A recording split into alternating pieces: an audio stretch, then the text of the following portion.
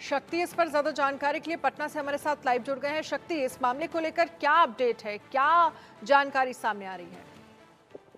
देखिए अभी की बड़ी जितेन साहनी है जो कि मुकेश सहनी वीआईपी पार्टी के सुप्रीमो है। उनके पिता की जो है हत्या हो गई है और सबसे अहम है कि उनके पिता जो है घर में ही थे और देर रात ये हत्या की गई है। उनका जो शव है वो छत अवस्था में जो है वो मिला है। और बड़ा सवाल यह है कि लगातार जिस तरह से बिहार में लॉ एंड ऑर्डर को लेकर आरजेडी सवाल खड़ा कर रही थी, अब राजनेता के जो पिता की हत्या इस तरह से हो जाती है, इसको लेकर अब बड़े सवाल खड़ा हो रहे हैं। हालांकि वो हत्या किन कारणों से हुई है, कौन इसमें शामिल है, इसको लेकर अब भी पुलिस जांच में जुटी हुई है। और देर रात आपको पता है कि जितेंद्र सहनी जो मुकेश सहनी के पिता है वो अकेले घर में रहते थे। उनकी पत्नी का भी का देहांत हो चुका है और उनके दो बेटे मुकेश सहनी और एक संतोष सहनी है और एक बेटी है जो बाहर मुंबई में रहते हैं। और मुकेश सहनी फिलहाल पटना में है और अब पटना से जो है दरभंगा के लिए निकल गए हैं। और अकेले जो है उनके पिता अपने घर पे रहते थे दरभंगा में। और जिस तरह से हत्या हुई है, लॉ एंड ऑर्डर को लेकर तमाम चीज जिसको लेकर आरजेडी विपक्ष लगातार हमलावर था बिहार में, लॉ एंड ऑर्डर की स्थिति खराब हुई थी। अब बड़ी घटना देखने को मिली। अब किन कारणों से उनकी हत्या हुई है, कौन लोग शामिल है, इसको लेकर पुलिस जो है अब छानबीन में जुट गई है। जी बिल्कुल, इस मामले को लेकर पुलिस की तरफ से क्या कहा गया, हत्यारों को लेकर क्या जानकारी है, हमलावर कौन थे, कैसे घर में घुसे, अ, क्या इस पर साफ हो पाया है? और साथ ही मुकेश सहनी का इस पर क्या कुछ कहना है? पूरे मामले को लेकर जो है पुलिस अभी जो है मौके पर पहुंची है। और उसके बाद आपको बताएं कि पुलिस की जो टीम है वहाँ पे डॉग स्क्वाड बुलाया जा रहा है। एफएसएल की टीम भी जो है उसको भी जो है घटनास्थल पर भेजा जा रहा है। और तमाम चीजें को लेकर जांच की जाएगी, आखिर इसके पीछे क्या मकसद था, कौन हत्यारे थे, इन तमाम चीजों को लेकर जानकारी देगी। अब फिलहाल अभी पुलिस जो है जांच में जुटी है और पुलिस के किसी भी अधिकारी का भी इसको लेकर कोई बयान नहीं आया है। फिलहाल जो है वरीय अधिकारियों के साथ वहां पे घटनास्थल पर पहुंच गए हैं। और मुकेश सहनी वो भी पटना से दरभंगा के लिए रवाना हो चुके हैं। और क्योंकि उनके पिता अकेले ही गांव में रहा करते थे, ऐसे में किसने हत्या की है, क्यों हत्या की है, इसको लेकर अभी जब पुलिस थोड़ी देर के बाद जो है पुलिस की तरफ से जब जांच की जाएगी तो सामने आएगा मामला। जी बिल्कुल शक्ति, और इसके साथ ही आप जिस वक्त कितने बजे की ये घटना बताई जा रही है, अभी क्या सामने निकल कर आया? और जिस वक्त जो हमलावर थे, जो हत्यारे थे, जब घर में घुसे, तो उस वक्त क्या मुकेश सहनी के पिता घर में अकेले थे या कुछ और भी लोग थे? कोई प्रत्यक्षदर्शी अभी तक सामने आया है जिसने किसी को घुसते हुए, आसपास रेकी करते हुए कुछ देखा हो?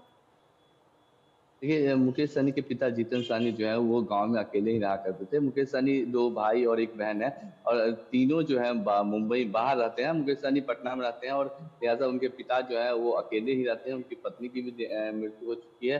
तो ऐसे में उनके पिता अकेले रहा करते थे गांव में। और देर रात की घटना बताई जा रही है, उनके पिता को जो है छत जो उनका शव है वो बरामद हुआ है। कि हमलावर कौन था, कि किस मकसद से आया हुआ था, इस सब की अभी जांच चल रही है। फिलहाल एफएसएल की टीम और डॉग स्क्वाड की टीम भी जो है घटनास्थल पर जो है पहुंच रही है।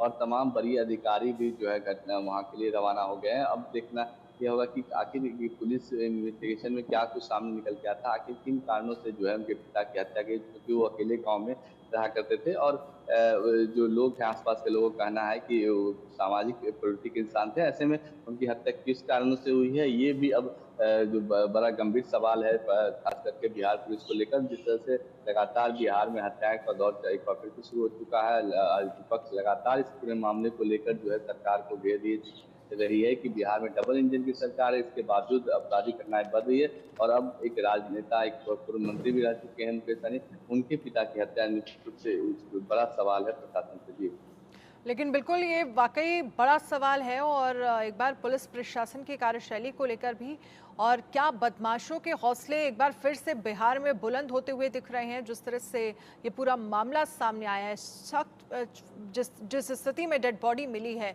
अब जिस तरह से हत्या की गई है, वाकई वो सवालों के घेरे में है।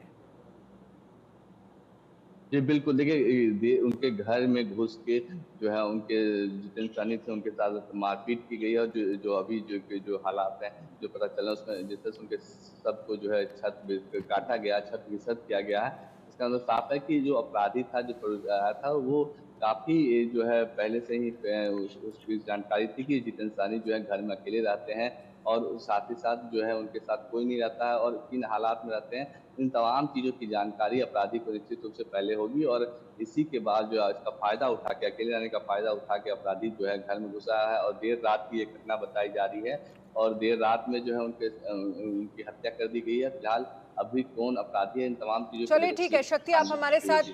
रहिएगा, आगे भी इस पर हम चर्चा करेंगे। आरजेडी विधायक विजय कुमार मंडल हमारे साथ जुड़ गए हैं।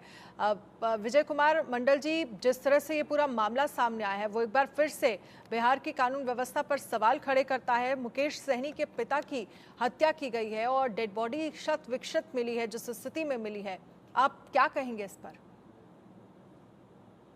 हाँ, हेलो। जी बोलिए। मुझे ये कहना है कि बिहार में कानून व्यवस्था है ये नहीं है। नीतीश कुमार निरीह मुख्यमंत्री हैं, इनकी बात कोई नहीं मान रहा है। भ्रष्टाचार चरम सीमा पर है, कानून व्यवस्था कहीं नहीं है। अपराधी खुलेआम हथियार लेके घूम रहे हैं और नीतीश कुमार जनतवाद में तृप्त हैं। अपने जनत के लोगों को हर बड़े बड़े जगहों पर पदस्थापित कर रहे हैं और बिहार में इतना जातिवाद और इतना भ्रष्टाचार कभी नहीं था।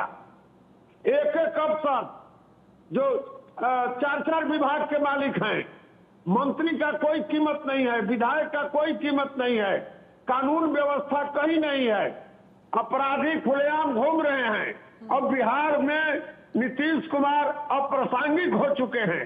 कहीं इनका कोई प्रभाव नहीं है, इसलिए विजय कुमार जी, क्यों आपको लग रहा है कि मुख्यमंत्री की बात कोई नहीं मान रहा है, कोई उनकी नहीं सुन रहा है? क्यों आपको ये लग रहा है? वो निरीह हो गए हैं, उनका कोई बातें नहीं मान रहा है।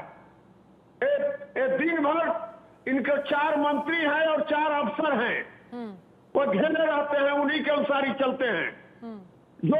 जो अपने को धन लूटने में व्याकुल हैं। तो ऐसे लोगों से, ऐसे मुख्यमंत्री से बिहार को मुक्ति मिलना चाहिए, तब जाकर जो आरोप विजय कुमार मंडल जी आप नीतीश कुमार पर लगा रहे हैं, वही आरोप वो आप पर लगाते रहे हैं। देखिए, मैं जीवन आज भी जब भाषण देने जाते हैं तो केवल एक बात बोलते हैं कि 2005 से पहले क्या था। 2005 से पहले हम नहीं कहते, जब अच्छा थे तब ने आपको लोगों ने चुना। आपने 19 साल में आपने क्या किया? अपनी बात आप क्यों नहीं कहते हैं?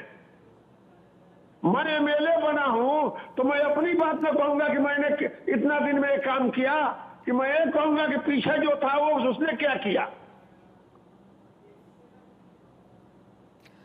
लेकिन विजय कुमार मंडल जी, अगर इस तरह से मुकेश सहनी वीआईपी पार्टी के मुखिया और उनके पिता की हत्या की गई है, तो एक बार फिर से पुलिस प्रशासन सवालों के घेरे में है। और बिहार में किस तरह की स्थितियां हैं? क्या जंगल राज बिहार में लौट आया है? फिर वो सवाल खड़ा हो रहा है, क्योंकि ये पहला मामला नहीं है, इससे पहले भी कई इस तरह के मामले सामने आए हैं जहां पर कई पुलिस वालों की हत्या हुई है, कई लोगों पर। मैं दे रहा हूं, नीतीश कुमार वो शख्सियत है जो बिहार में 1978 में जब कर्पूरी ठाकुर मुख्यमंत्री थे तो वहां पर बेलची कांड हुआ था और उसके मुख्य अभियुक्त अरुण चौधरी से इन्होंने समझौता किया करके एमएलए बना था। ये आदमी इतना गिरा हुआ है, बेलची कांड के मुख्य अभियुक्त से इन्होंने समझौता करके एमएलए बने और लालू प्रसाद पर दबाव देकर के उसको एमएलसी बनाया गया। तो ये आदमी सत्ता के लिए कहीं जा सकता है, कहीं गिर सकता है। और केवल आरोप लगाना है कि 2005 से पहले क्या था, बुनियादी सवाल नहीं है। आज के सवाल पर आना, आप 19 साल से हैं, 19 साल में आपने क्या किया ये बताइए। बिहार में एमएलए, एमपी, मिनिस्टर कोई सुरक्षित नहीं है, किसी की भी हत्या हो सकती है। इस तरह की स्थितियां क्यों बन रही हैं बिहार में? आप जो आरोप लगा रहे हैं कि अब सवाल यही है ना कि देखिए, अगर मुकेश सहनी पॉलिटिक्स में से जुड़े जो लोग हैं जिनको सुरक्षा भी मिली हुई है, अगर उनके साथ इस तरह की वारदात हो सकती है, उनकी जान जा सकती है, तो आम जनता अपने आप को कैसे सेफ महसूस करेगी, कैसे सुरक्षित महसूस करेंगे बिहार के लोग खुद को? बिहार में? मुकेश सहनी गरीब का नेतृत्व करते हैं, जो वंचित लोग हैं, जो गरीब लोग हैं, उसका वो नेतृत्व करते हैं। और सामंती बिहार में इतने मजबूत हो गए हैं, सामंती ताकतें इतना मजबूत हुई है, श्री बाबू के राज में भी इतना सामंती ताकतें मजबूत नहीं थी जितना नीतीश कुमार के राज में मजबूत है। वो ताकतें आज पुनर्फन उठा रही हैं। किस आधार पर ये आरोप आप लगा रहे हैं विजय कुमार मंडल जी? जिन ताकतों को लालू प्रसाद ने मटिया मीट कर दिया था, वो ताकतें दब गई थी, उस ताकतों को नीतीश कुमार ने ऊपर कर दिया है और वो ताकतें गरीबों पर अत्याचार कर रही है। लेकिन इससे पहले तो बीजेपी यही आरोप आप लोगों पर लगाती रही जब आपकी और नीतीश कुमार महागठबंधन की सरकार थी बिहार में, कि जंगल राज वापस आ गया है, दोबारा लौट आया है, फिर हालात खराब हो रहे हैं बिहार में। बिहार में मैडम, बिहार में कौन लोग थे जिसने अपराधियों को एमएलए में एमपी बनाया? वो सारे लोगों को टिकट देकर के नीतीश कुमार ने, जिसको लालू प्रसाद ने दफना दिया था, लालू प्रसाद ने मटियामीट कर दिया था, उसको नीतीश कुमार ने सत्ता के लिए लेकिन ऊपर विजय उठाया। कुमार मंडल जी, बाहुबलियों का, अपराधियों का तो आप दोनों की ही पार्टियों में बोलबाला रहा है। नहीं, हमारे साथ कौन बाहुबली रहा है? हमने किस बाहुबली को टिकट दिया है? अनंत सिंह को हमने टिकट दिया है। चलिए ठीक है।